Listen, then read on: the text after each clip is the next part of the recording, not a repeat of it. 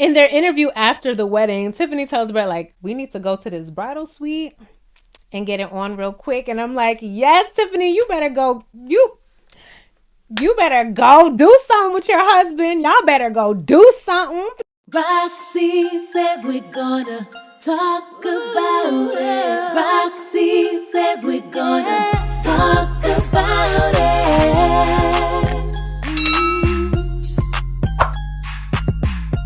What's up, y'all? It's your girl Roxy with Roxy Says, and we're gonna talk about it. So we are back with another video.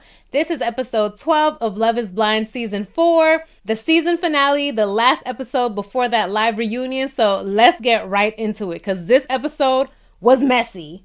Now y'all gonna start listening to me. What did I say? I saw so many people were surprised that Kwame said yes. I wasn't surprised.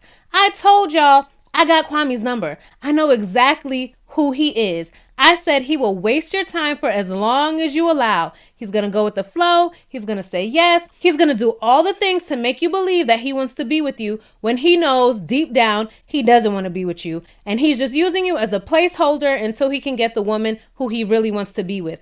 And Chelsea is Kwame's placeholder. I'm sorry. And that's why I said Kwame is a different type of dangerous. He is going to resent her so much. I'm telling you. Kwame is going to resent her. And one day everything is going to blow up, because it's going to happen. And when it blows up, he's going to tell her, look, I never loved you. You know I never loved you. You know I really didn't want to be with you. You pressured me into this marriage. You guilted me into this relationship. You knew my mother didn't approve and you still wanted to go through with it. When I tell you I got Kwame's number, okay? When the shit hits the fan, he's going to make it all Chelsea's fault.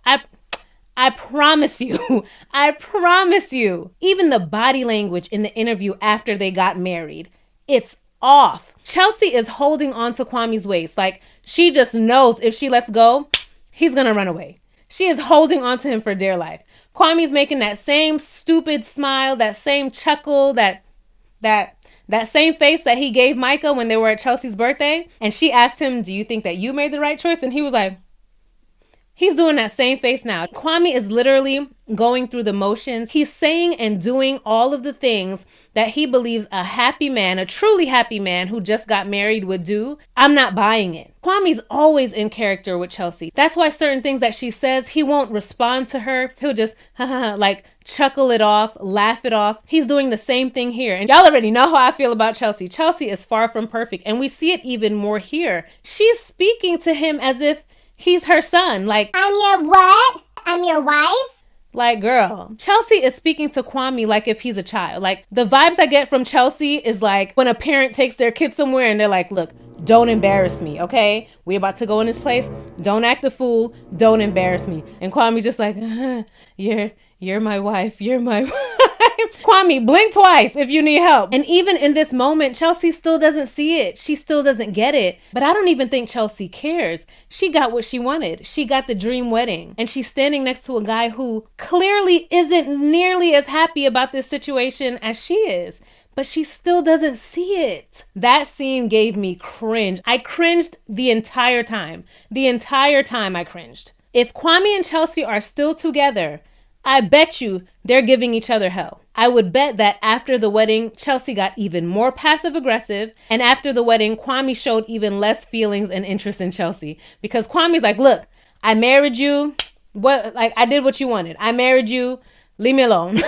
And Chelsea feels like, okay, we're married. Now you really got to do everything I say. I don't think it's going to last. And I would never want to wish bad or negativity on anyone's relationship, but the signs are there and they are glaring that Kwame and Chelsea, not a good match. And I don't think that they're gonna last. Next, we have Micah and Paul. In all honesty, this scene dragged out to me. I actually started to fast forward, but I'm like, I can't because I don't want to miss anything important. I didn't miss anything important.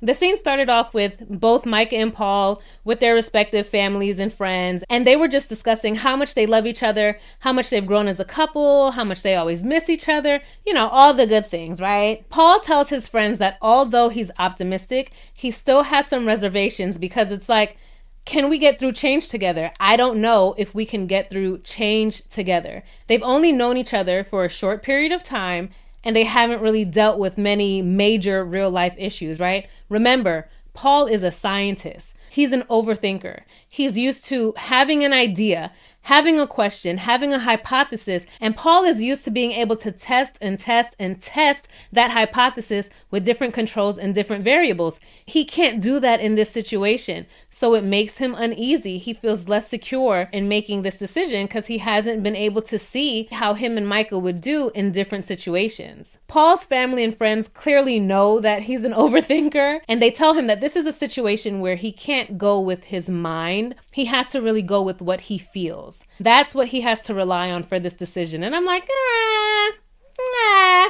it's both, okay? Do not marry someone based solely on feelings and love. You got to use your noggin. You got to use your noggin too, okay? Don't leave your brain in the car and just no. It's both. But one of Paul's friends makes a really good point. He says, look, for years and years and years, everyone has been going about marriage the same way. Dating for years or, for a long period of time and then getting married. But the marriage rate still isn't 100%, right? It's half of that. So who's to say what's the right way to do this? Who's to say that you need more time? Because there's some people who get married after a lot of time and it still ends in divorce. And that's a good point. I get where his friend is coming from. Meanwhile, Micah is telling her family and friends that she loves Paul, but she wants to make sure that if he says yes to her today, it's because it's what he wants to do and it's what he truly feels. Micah says if Paul does not want to marry her 100%, she doesn't want it. Chelsea, you hear that? Be like Micah in this situation. Micah doesn't want to be with someone who doesn't want to be with her. Chelsea, take notes. Chelsea said, F that. I want to be with you, so you gonna be with me. I know y'all love Chelsea, but she's a little, okay. In the moments before the wedding, Paul was making me so nervous. Like, oh my God. I'm like, he had so much doubt and he just looked like he didn't know what to do with himself. I'm like, oh, he's going to say no. Paul is going to say no 100%. And then the doors open and he sees Micah and his face just lights up. I was like, oh my gosh. Like the way his face lit up and he just smiled and they both smiled. And when Micah got to the altar, they hugged each other like they missed each other so much. I was like, oh, they're getting married. They're both going to say, I do. So you know the deal. They do the vows and all that good stuff. And then the question is asked to Micah first. Do you take Paul to be your lawfully wedded husband? And Micah says, I think in this moment, I want to take the opportunity to allow Paul to answer first. I was like, oh shit, Micah, girl, what are you doing, girl? Are you allowed to do? I didn't even know you was allowed to do that. And at first I was like, what? Like, why is she doing that? But then thinking back to what she said about her wanting Paul to make that decision because it's truly the decision that he wants to make, it all made sense, right? And I'm happy that she did that because Paul's response was, I love you, but we're not there yet. Ciao. And Micah said, I knew that's what you... No. She didn't say it like that. Micah says, I knew that's what you were going to say, and that's why I wanted to give you the opportunity to answer first. Micah says this whole time in this whole relationship, I wanted you to show me that you would choose me. I wanted you to show me and tell me that you loved me. And this was the opportunity to do that. And Micah says she never felt safe in the relationship. Like she never felt safe about Paul's love. Why am I doing this? She never felt safe and secure in the idea or the feeling that Paul really loved her. She says, and in this moment, you just confirmed that. And in all honesty, I know she was heartbroken, but I'm happy that if that's how Paul really felt, I'm happy that he said no and that he didn't pull a Kwame, okay? So Paul goes to respond to what Micah just said, and bitch, mid-sentence, Micah says,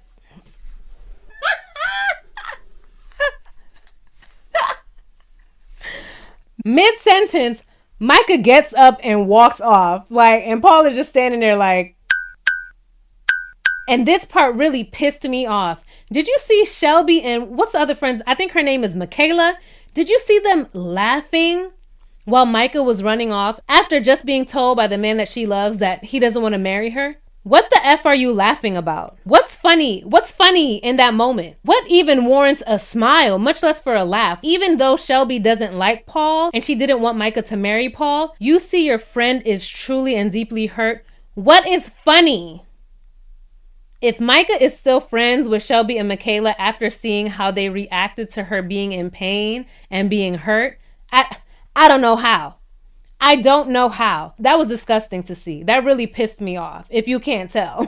So Paul chases after Micah and she's crying. She's like, yo, I don't want you to be here right now. Can you just leave? Leave me alone. Like, you really hurt me and I don't want you to be here. And Paul asks her, he's like, did I make the wrong choice? And she's like, just leave. Like, did you, boy, if you don't, now Paul, I was rolling with you. I was appreciating that you were man enough to not go through with something that you didn't feel 100% about, but don't come and ask me, did I make the right decision? Get on now you gotta go. Get on my face, because now you playing. Go home, go play on your guitar, don't play with me. So in the confessional, after Paul leaves Micah, he is discussing like the doubts and reservations that he had about her. And he says the love never felt reciprocated, that he would show love and then she kind of wouldn't. So then he would stop showing love and then they just got into this cycle. And maybe it was a defense mechanism, but they both got into this cycle of withholding affection and love for each other.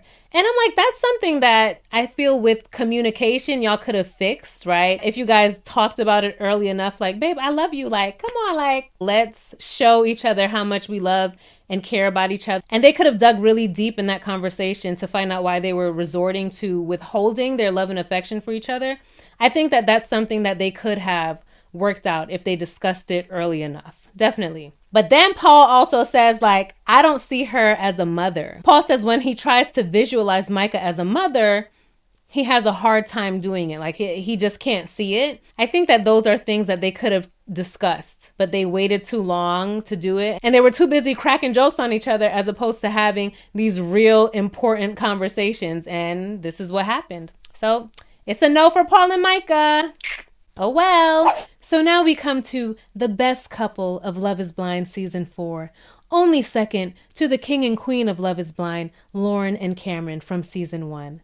We have Brett and Tiffany.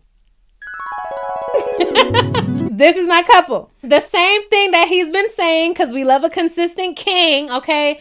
Brett is telling his friends, Tiffany is the one. I have no doubts about this girl. This is my woman. This is my person. This is my soulmate. This is my life partner. Hallelujah. Hallelujah. Woo! I just had to. We love it, okay? His friends is like, yeah, we know you in love. We know all of that. But tell us something that you're actually worried about in this relationship. And Brett talks about losing his brother and that his brother lost his life right before his wedding. And Brett's biggest fear is to fall in love with someone like that and lose them. Brett says that Tiffany makes him feel valued. She makes him feel like a superhero. Like, you know how empowering that is for a man, for a woman to be with someone who brings the best out of you, who makes you feel like you can do anything, who supports you, who inspires you, who motivates you, who believes in you. Like, that's so beautiful. I'm so happy that Brett and Tiffany found that in each other. Meanwhile, Tiffany is telling her friends how much she loves Brett, and she says that she'd be devastated if he said no. So I'm like, okay, because at first I was a little bit scared. Like in my last review, I said I felt that Tiffany was going to say no. But she seems like she's singing a different tune. She sounds like she's all in, like she wants to marry Brett. She's going to say yes. And now she's just hoping that he'll also say yes. I'm like, okay, this is a good sign. Okay, this is going in the right direction, okay? While Brett is getting ready, his dad comes in and has another little pep talk with him, reassures him that he's making the right decision, that Tiffany's an amazing woman, that they'll have a beautiful life together, and lets him know once again he completely and wholeheartedly has his blessing on this marriage. Meanwhile, back at the ranch, Tiffany's friends are asking her mother, how does she feel about Brett? And Tiffany's mom says, I love Brett. You can hear it in her voice. Tiffany's mom loves Brett. She says, that's why I'm happy. Like, I don't feel nervous about this. I'm truly happy because I know that my daughter is marrying a great guy. And that's all a parent could want, right? That when they give up their daughter or give up their son to get married, that they're marrying someone who's going to love them and who's going to take care of them. So in this scene, we get the meetup between Tiffanys dad and Brett. This is their first time meeting, like a couple hours before the wedding. I would think that they would have met before. But anyway, Tiffanys dad is a smooth little cat daddy, okay? You can see back in his day, no disrespect to Mama Tiff. He's a handsome older fella. That's all I'm saying. That's all I'm saying. He is a handsome older fella, okay? Gosh. But he tells Brett, look, Tiffany's mom and I, we've been married for 42 years, okay? Period. He's like, look, we've been married for 42 years. Are you ready for that type of commitment? Are you ready to be with my daughter forever, for the rest of your life? And Brett says, listen, sir, I love your daughter, okay? Something that has always been important to me was making sure that I was ready financially so that when I do find a wife, I can provide for her. To make sure that I was good financially so that when I found a wife, I could provide for her. I could provide for our family. Brett gets it. Brett gets it. Brett understands. Brett, he just gets it. He gets it. Some men get it. Some men don't. Some women get it. Some women don't. Like, it's just, Brett gets it, okay? Every single opportunity that Brett has to let whoever know that he is going to take care of Tiffany, he's letting them know. It doesn't matter if it's his family. It doesn't matter if it's his friends, if it's Tiffany's father. When he's talking to us in his confessional, he's letting it be known, like, look, my family is going to be good, okay? I'm taking care of business over here, okay? I love that. We love Brett, okay? We love Brett. Brett reassures Tiffanys dad that he's in it for the long haul, and he asks Tiffanys dad for his blessing. And Tiffanys dad said, you got it. That meetup goes as anyone would wish. So Brett is getting his suit on, and apparently the pants don't fit. They're too baggy. And I totally understand, because I hate like super baggy pants. So I understand Brett was looking for like the slim cut, the slimmer fit. He didn't want to walk down the aisle looking like he had on Steve Harvey pants. Even Steve Harvey don't even wear Steve Harvey pants anymore, okay? So Brett wanted his pants legs nice and tailored. I get it. Brett was getting a little ticked off, like a little... I was like, oh, I never seen this side of Brett. Even his brother was like, don't get aggy with me. Like, and Brett's like, I know, but this is my special day. I want my things to fit how it's supposed to fit. There should be no surprises. This is not supposed to happen. And when I saw that, I was like, okay, Netflix, I see what you did. Because that was the scene that they played in all the previews to have us think that Tiffany was going to say no. Y'all caught that, right? Yeah, I know. I know y'all caught that. So when I saw that was a clip where he was upset about his pants, I was like, oh, we're good. We're good. Everything's fine, okay? So Tiffany makes a grand entrance in the room with her mom and her friends. She looks absolutely beautiful. Then we get an appearance from none other than Marshall. It was nice to see Marshall. He looked like he had just finished crying, or like he was about to cry. You know, Marshall... We know Marshall got a lot of emotions, we know, but it was great to see him come and support Brett. And Brett lets him know, you were a pivotal part in Tiffany and I's relationship. You have to be here. And Marshall tells Brett, like, this is bittersweet because, of course, Marshall wanted to marry Jackie. Even though Jackie does not love Marshall, and she made it 100% clear, but for some reason he still wanted to get married to someone who doesn't love him. So Marshall says that it was bittersweet, but he's happy that he was able to be there and support Brett. And this is a beautiful scene because it's important for us to see men supporting each other, uplifting each other, showing each other love, just being there for one another. We need more of that. So I'm so happy that we got this scene and that we were able to see this beautiful conversation between Brett and Marshall. This part gave me all the feels. This is when Tiffany was waiting to walk down the aisle and she was with her father. He says, be patient with Brett. He's a good guy. She says, I love you to her dad. And he says, I love you too. She says, I love you most. And he says, I love you most. So cute. Such a cute moment. And I love that. It reminded me of my dad. So that made me so emotional. It was so cute. Such a cute scene. Tiffany is able to walk down the aisle with the full support and love and encouragement of her parents to marry such an amazing guy. Like, just perfect. As Tiffany walks down the aisle, Brett starts crying. Period. Okay. Tiffany's walking down the aisle. Brett's crying. Brett's dad is like, I got that napkin to wipe them tears if you need it. They get down the aisle. All the questions are asked. And I'm like, you need to hurry up. This is not the couple to play with. This is not the I don't want to hear no long speech. Get to the question, okay? I need the I do's. That's all I need right now. I don't need to hear their vows. I just need get to the question. Get to the question.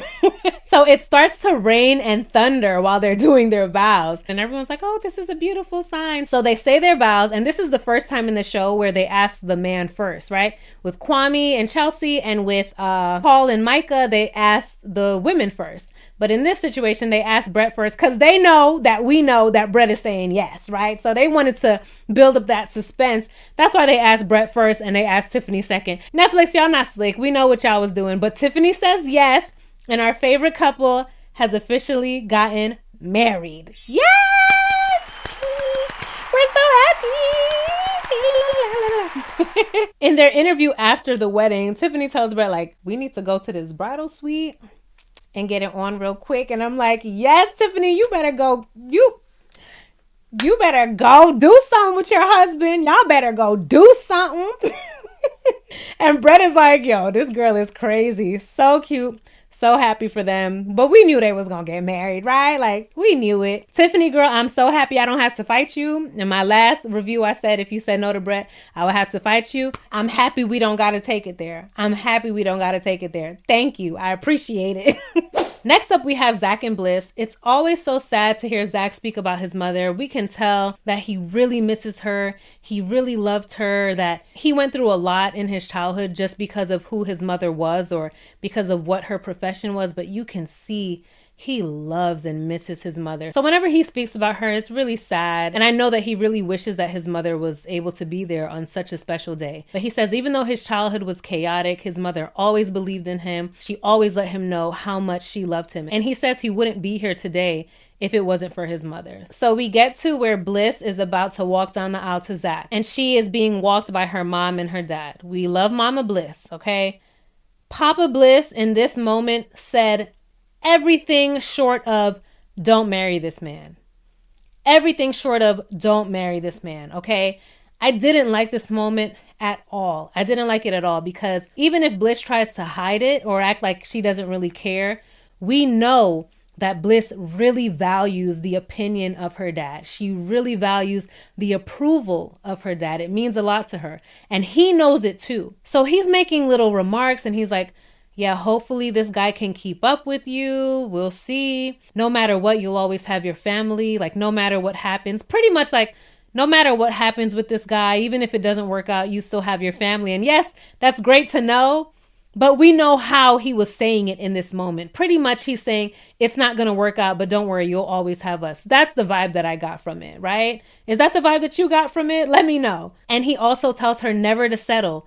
Never settle, no matter what. All of this is good advice, but there is a undertone to what he's saying. And in this moment, where Bliss is really vulnerable and she's about to make one of the biggest decisions of her life, he's taking this opportunity to make her second guess herself. He's taking this opportunity to make her doubt herself. And we know that Bliss has always dealt with having to prove herself to her father. We know that he's shown her that he doesn't value her opinion. He doesn't think that she is smart enough to make decisions for herself. We know that and we see it. And in this moment, he's using that to make her doubt herself. I didn't like it at all. I didn't feel good about it. And we can see that in this scene, Bliss's mom picks up on it and she's trying to reel Bliss back in. And she's like, I love you. I love you. You're going to be okay. This is going to be great. Look at me. I love you. And of course, Bliss's mom picks up on it because Bliss's mom was married to this man. So I'm sure that he did the same thing to her. The same thing that he does to Bliss, I'm sure that he did the same thing to her mother. So she's well aware of all of his tactics and all of his tricks. And that's why in this moment, she was trying to reassure Bliss and let her know, like, you're going to be just fine. And you can see it on Bliss's face as her father was saying these things. She was looking at him like, and she started looking nervous, and he knows what he was doing. And I hate that for Bliss. In this moment, we've seen all of the other fathers say sweet words to their daughters, and Bliss's dad he made that moment so horrible and so disgusting to me. Like, I didn't like it at all. It sucks that she had to go through that. And it sucks that that will be her memory of the words that her dad said to her before she walked down the aisle. Now, in a couple of years, he might be able to say, I told you so. We don't know. We don't know. He might be able to say, look, I told you, don't do it. But in that moment, I didn't like it at all. Tell me what you think down below. So they get to the altar and Zach starts to say his vows. And he says that the moment that he knew that he loved Bliss was when he broke up with her, when he first had to say goodbye to her. And they show that scene and he was crying and he did look like it did hurt him to break up with her. But he says that another moment that he knew that he loved Bliss was when he was away from her and he was sad and he was lonely. And I'm like, are you talking about in Mexico? Did you know that you loved Bliss because you were sad and lonely? Or did you realize that you loved Bliss because you made the wrong decision with Irina and you two were sleeping on opposite sides of the bed? Or was it when Irina told you you look like a cartoon character? When was it? Let me know. Be more specific. But I'm gonna let you slide. I'm gonna let you slide for now, Zach. I'm gonna let you slide. Okay. So they get to the big question and both Zach and Bliss say, I do. So we officially have 3 married couples. We have Chelsea and Kwame. We have Tiffany and Brett. And we have Zach and Bliss. I'm not 100% on Zach and Bliss, but they're not a thumbs down like Tiffany and Kwame. So listen, the reunion is going to be live. I know it's going to be a hot ass mess. I might not be able to watch it because the day of the reunion is also my birthday. Yes. My birthday is tomorrow. If this video gets uploaded today, my birthday is tomorrow. So I probably won't be able to tune in live for the reunion because I might be a little busy. Okay, I might be a little busy. But I will definitely catch it when I can and do a review of that because I want to see Jackie and Marshall. I want to see Josh and his earrings. I want to see if Chelsea and Kwame are still together. I want to see what other couples got together that we didn't see in the pods. I want to see it all. And it's going to be live. So I know that people are going to act the fool. And I'm here for it. Okay. Thank you guys for watching to the end. Please make sure to like, comment, subscribe. Let me know what you think down below. Let me know what your predictions are for the reunion. Who do you think is still going to be together? Who do you think probably already broke up by now? Let me know what you think. Let's chat below and I'll see y'all in the next video. Bye. Roxy says we're gonna talk about